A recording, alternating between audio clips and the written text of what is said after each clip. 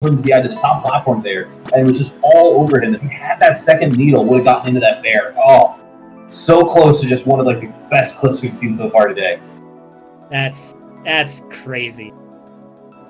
So we're got now the loser side qualifiers for top 8. Oh, this is top 8. Okay, my mistake. So this is top 8. This is loser side though, right? Because I see hoppyKnitz and Ceztellz going up against each other. Yeah. I'm happy to hear that I was correct. hoppyKnitz and Ceztellz gonna be fighting each other. I'm sorry, my brain is fried right now. What? I said a broken clock, right? Right, twice Absolutely. a day. Yep. That was my first time. Let's find out what I'm gonna be right next. We got Jules Vale coming up next with these two guys. Let's see what happens.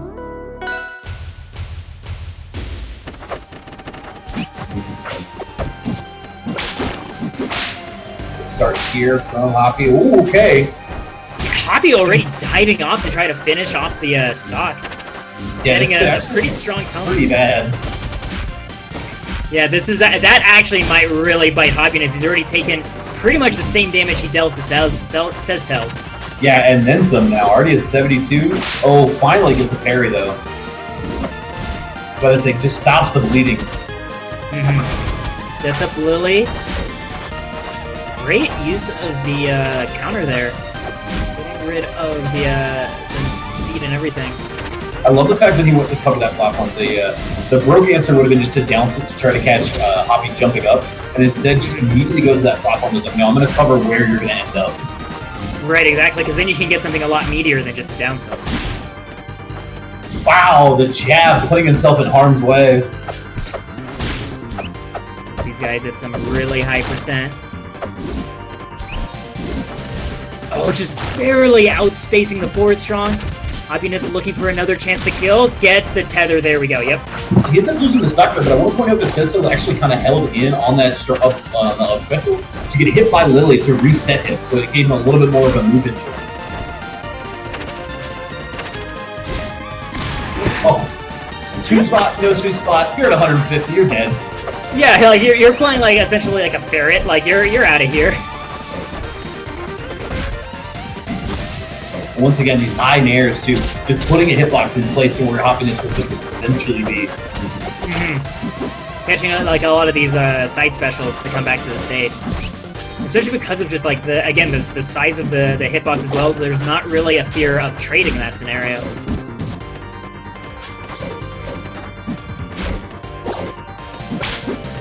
Carrying the down tilt.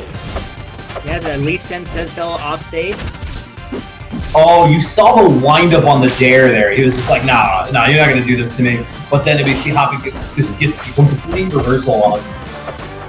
Yeah, that down strong on the platform, just like you were saying earlier, Brozer, right? That awareness of like, I know this platform is where you're planning on recovering to, so I can go ahead and try to line up a really great punish. Especially space just out of range of the first hit of up special. Oh, so close on that strong hit, the strong hit there. Okay, yeah. Both characters playing a little nervous there. A little bit of the spaghetti on that punish. Yeah. Not much you can do. When you get stuck down there like that, it's just like, alright. They know I have to use my second up B. They're just going to line up something bad.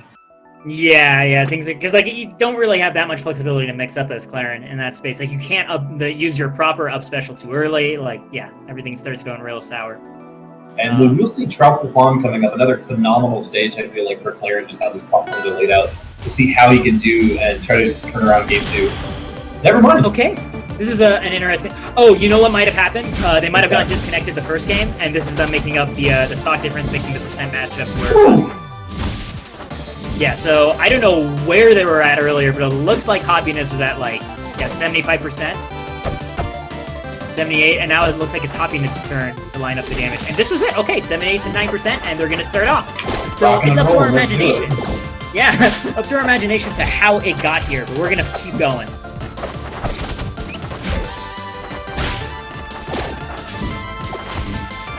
Let's get these preemptive strikes here from Ceztellz. Okay. Very good start to Ceztellz. Only has one more stock to work through and has been spacing himself so well, taking advantage of Lily.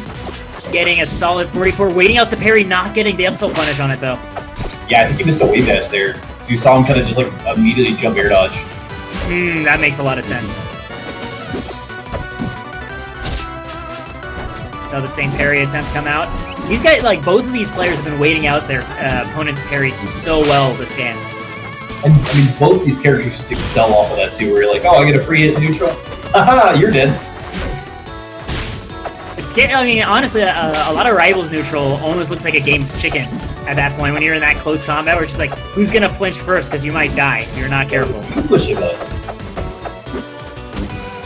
Not gonna get that back air chain into the uppercut, but hoppyKnitz still able to sneak back on the lower route. Yeah, I mean, despite a pretty big deficit to start this off, too, hoppyKnitz drove us all the way back to almost dead even. I love how careful hoppyKnitz' spacing is, too, because, like, he's aware that he's actually fast enough to outspace the second hit of up special and still get something. Oh, but he's barely not able to do it again. Ceztellz getting up.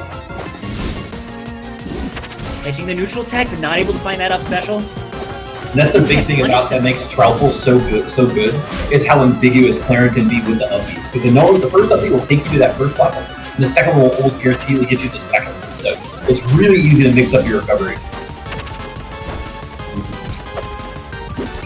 Now it's to get down. Oh! I didn't know Fulham's gonna interrupt there. Yeah, no, that caught me off guard too. Ceztellz gonna go ahead and take that second game, putting them up even 1-1 apiece.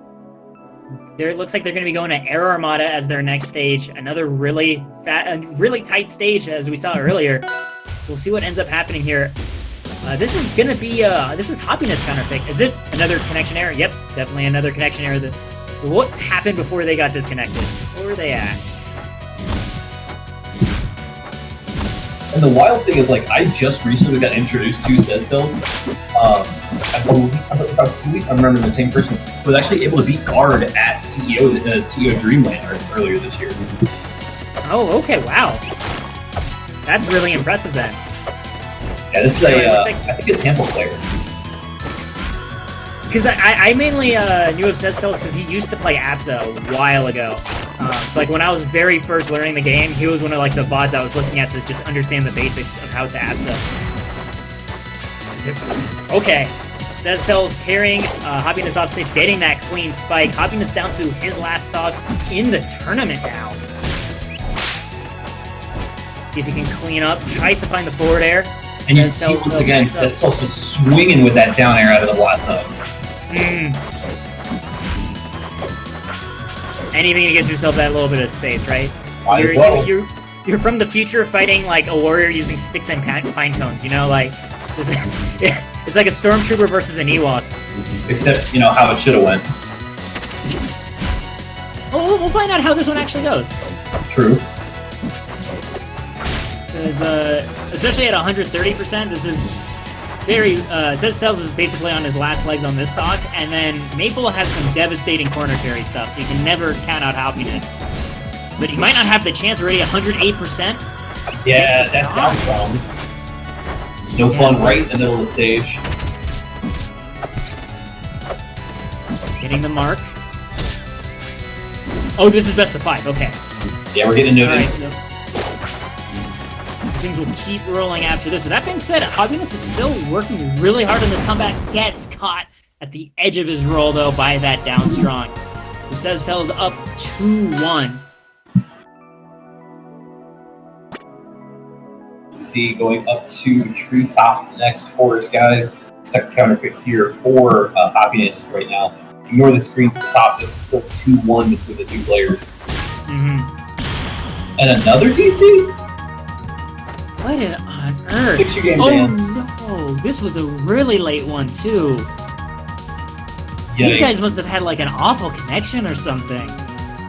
Which makes sense, I guess, if one of them's in Florida and the other one's like in California. Right.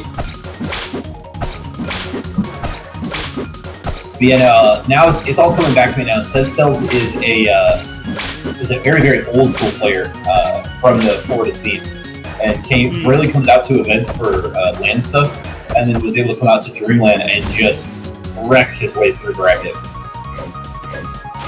Kind of love to see it that like the old veterans still got it. Looks like they're ready to start. Yep, we see the taunt. So here we go. 20% on hoppyKnitz versus Ceztellz on his last legs at about 140%. Yeah, and how much of a momentum killer you think this has got to be between these players, right? I can't even imagine, right? Like, the fact that it consistently happens every game in a set, that's tough.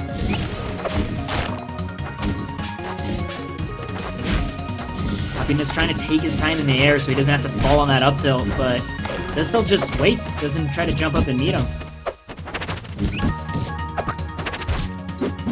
Ooh, good catch on the platform. Yeah, big combo extension here. Yeah, hoppyKnitz basically evens the percent right there. Not able to follow up on Lily, but still able to get a tether, and just like that, cleans it up with the second up air. And just, yeah, it looked like yeah, it wasn't ready for that 50-50, because they know the up air, you have to choose between holding up to get out of the multi-hit, or, but the catch is if you hold up there and you get hit with the nair, things get really bad. And vice versa, so that maybe was a factor there. We got ourselves now down to a game 5 between hoppyKnitz and Ceztellz then. This looks like it's the same stage of Treetop. Yeah, just looking at that match, like, we might have another DC too. Yep. Oh my god, yeah. Yeah, you called it. But we're looking at even stocks, I guess, though. Yeah. But we'll see how far the momentum was. It looks like they always make the guy who has more percent take hits first. So it looks like hoppyKnitz had the slightest lead. You want to try that again? Oh man, okay, not the slightest lead, darn it. But I mean, still, just dead even between the players right now. Great double parries.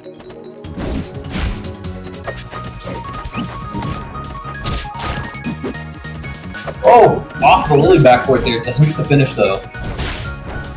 He tries to stall out as long as possible for that follow-up. hoppyKnitz, what? Not even dropping for a moment, keeping the pressure on, even on that platform landing. So now Ceztellz actually on his last stock. Can't have anything more to lose here. 109% though, hoppyKnitz barely with a lead. Yeah, and you see Cez getting a little bit antsy too. He's swinging that C-stick. Oh, we get a hit there though. That's 2 birds with 1 stone, right? You make it back to stage and you kill your opponent. Like, let's go. Yeah, down by 70 though. What you got here? Wow, intercepting right after the roll jump. All right. That's all hoppyKnitz needed. Getting the down strong and getting the set for it. Moving onward into, I believe, losers quarters then. And sending Ceztellz home at 7th place. Definitely a very solid amount of points though. Yeah. I know you kind of need to consistently get around like top 16 or so if you want to make it into the final event. So this is definitely a good start for Ceztellz in terms of that. I have the rivals page pulled up here. Everyone that finishes top 32 in the seeding and everything else will immediately go into, you'll get floated into the second wave of finals on the 11th. It's going to be an open entry for that event, though, so it's going to be basically winner takes all. You just can put yourself in a much better situation. Getting out at 7th is going to net you 10 points, and then it just